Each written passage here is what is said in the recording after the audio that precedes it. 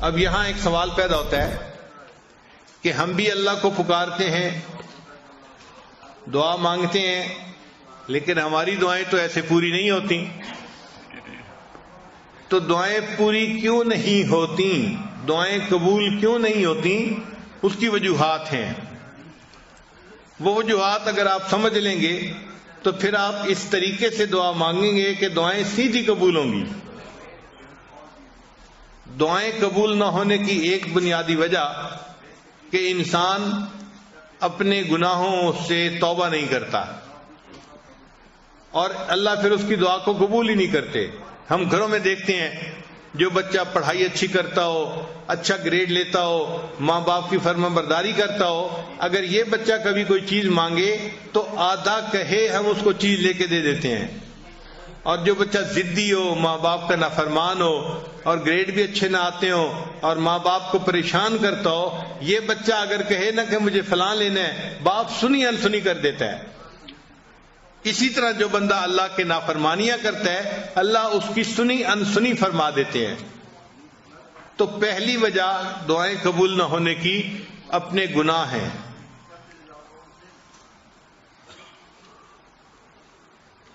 ایک مرتبہ بنی اسرائیل نے حضرت موسیٰ علیہ السلام سے کہا کہ اے اللہ کے کلیم، بارش نہیں ہو رہی اور پانی کی بڑی ضرورت ہے، آپ اللہ سے دعا مانگیے کہ بارش ہو جائے. تو موسیٰ علیہ السلام نے دعا شروع کر دی، ربنا اغفر لنا ربنا اغفر لنا ربنا اغفر لنا. تو بنی اسرائیل بڑے حیران کہ ہم نے کہا تھا بارش کی دعا مانگیں اور موسیٰ علیہ السلام ربنا اغفر لنا لگائے ہوئے ہیں. تو پوچھا اے پیغمبر اسلام، آپ یہ دعا کیوں مانگ رہے ہیں؟ انہوں نے فرمایا اس لیے کہ جب اللہ تعالیٰ کسی بندے کی بخشش فرما دیتے ہیں تو اس کی تمام مرادوں کو بھی پورا فرما دیتے ہیں. تو ہمارے گناہوں کو جب اللہ معاف کریں گے تو ہماری تمام مرادوں کو بھی اللہ پورا فرما دیں گے. تو دعائیں قبول نہ ہونے کی پہلی وجہ انسان کے گناہ ہیں. اس لیے جو بندہ حرام کپڑے پہنتا ہے، حرام مال کھاتا ہے، وہ اگر بیت اللہ کے ساتھ لپٹ کے بھی دعا مانگے تو حدیث میں آتے ہیں اللہ اس کی دعا کو قبول نہیں فرماتے. وہ ملبسہ حرام، اس کا لباس حرام کا تھا، اس کا کھانا حرام کا تھا، اس کی دعا کو کیسے قبول کیا جاتا؟ تو حرام مال جس میں سود شامل ہو، جس میں لوگوں کا حق شامل ہو، تو ایسا حرام مال جو ہے اس والے بندے کی دعا قبول نہیں ہوتی. تو ہمیں چاہیے کہ ہم حلال کا اہتمام کریں تاکہ ہمارے اٹھے ہوئے ہاتھوں کو اللہ قبول فرما لے. اور ایک تیسری وجہ بھی ہے کہ اللہ تعالیٰ کئی مرتبہ بندے کی دعا کو فوری قبول نہیں کرتے، صرف یہ دیکھنے کے لیے کہ یہ میرا بندہ پکا ہے یا کچا ہے.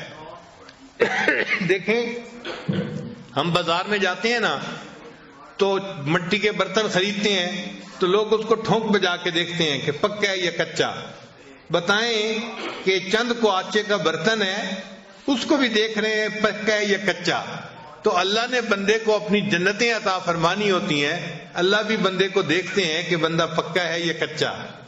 تو اگر ایک دفعہ دعا مانگی قبول نہیں ہوئی تو پھر مانگے، قبول نہیں ہوئی تو پھر مانگے. ہم اپنے گھر میں نہیں دیکھتے، چھوٹا بچہ ماں سے کوئی چیز مانگتا ہے تو شروع میں ماں کہہ دیتی ہے میں نے نہیں دینی، تو وہ چپ نہیں ہو جاتا، وہ پھر امی کا جو ہے وہ دامن پکڑ لیتا ہے اور رونا دھونا شروع کر دیتا ہے. اس کو احساس نہیں ہوتا کہ میرے دائیں کون ہے، بائیں کون ہے، کون دیکھ رہا ہے، کون سن رہا ہے. وہ سب سے بے نیاز ہو کے بس اپنی امی کے لپٹ جاتا ہے اور مانگ رہا ہے امی دے دیجئے دے دیجئے دے دیجئے. وہی ماں جس نے تھوڑی دیر پہلے نہ کی تھی پھر اس بچے کو بالآخر کہتی ہے کہ اچھا رو نہیں، میں تمہیں دے دیتی ہوں.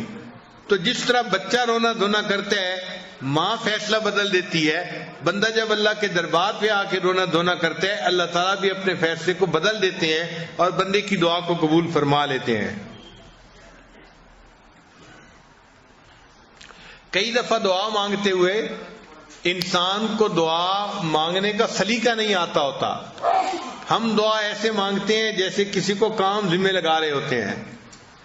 صبح صبح افسر آتے ہیں نا دفتر میں تو وہ کام ذمہ لگاتے ہیں، انجینئر کو کہتے ہیں آپ یہ کر لینا، سپروائزر کو کہتا ہے یہ کر لینا، اکاؤنٹس والے کو کہتا ہے کہ اس کام کو دیکھ لینا، سیکورٹی والے کو کہتے ہیں تم اس کام کو دیکھ لینا، وہ کام ذمے لگا رہا ہوتا ہے۔ ہم بھی دعائیں اسی طرح مانگتے ہیں جیسے اللہ کے ذمے لگا رہے ہیں کام۔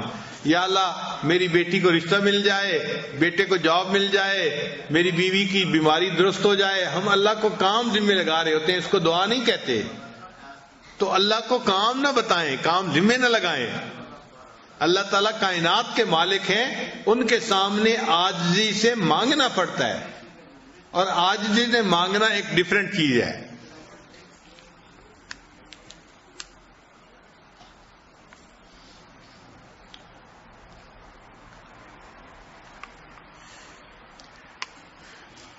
اور کئی مرتبہ دعا مانگنے والا دعا تو مانگ رہا ہوتا ہے مگر دل میں غفلت ہوتی ہے،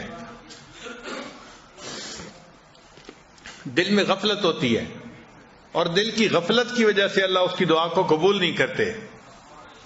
چنانچہ حضرت موسیٰ علیہ السلام ایک دفعہ جا رہے تھے، حدیث پاک میں ہے، ایک چرواہا بڑا مانگ رہا تھا اللہ سے دعا، تو حضرت موسیٰ علیہ السلام نے دیکھا کہ وہ رو بھی رہا ہے، دعا بھی مانگ رہا ہے، تو حضرت موسیٰ علیہ السلام نے اللہ تعالیٰ سے فریاد کی کہ اے اللہ، آپ کا بندہ ہے، آپ کے سامنے آہوزاری بھی کر رہا ہے اور دعا بھی مانگ رہا ہے، اور آپ دعا کو قبول نہیں فرما رہے۔ تو رب کریم نے جواب دیا کہ اے میرے پیارے موسیٰ علیہ السلام، یہ دعا تو مجھ سے مانگ رہا ہے مگر اس کا دل غیر میں اٹکا ہوا ہے، اس کا دل کسی اور میں اٹکا ہوا ہے، جب تک دل ادھر سے چھوٹے گا نہیں میں اس کی دعا کو قبول نہیں کروں گا، کہ دل تو میرا گھر ہے نا۔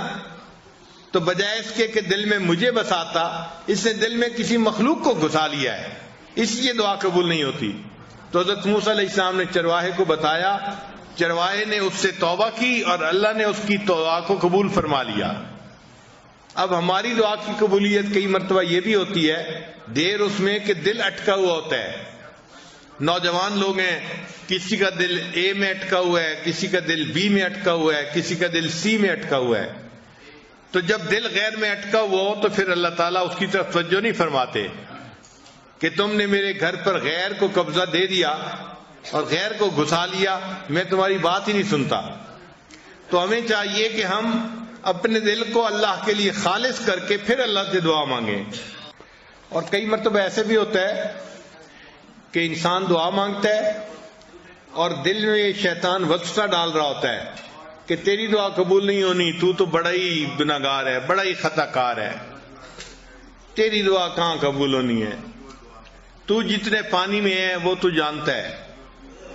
تو شیطان کے اس وسوسے کی وجہ سے بندہ سمجھتا ہے کہ میری دعا قبول نہیں ہونی، تو جب یہ گمان کرتا ہے کہ قبول نہیں ہونی تو دعا قبول نہیں ہوتی۔ اب ایسا وسوسہ اگر شیطان دل میں ڈالے تو شیطان کے اس وسوسے کو رد کریں۔ شیطان دل میں ڈالے گا تیری دعا قبول نہیں ہوگی، آپ اپنے دل کو سمجھائیں کہ آج کی رات جس مجمع میں میں آپ پہنچا ہوں یہاں تو میری دعا ضرور قبول ہوگی، ضرور یہ جواب دیں آگے سے۔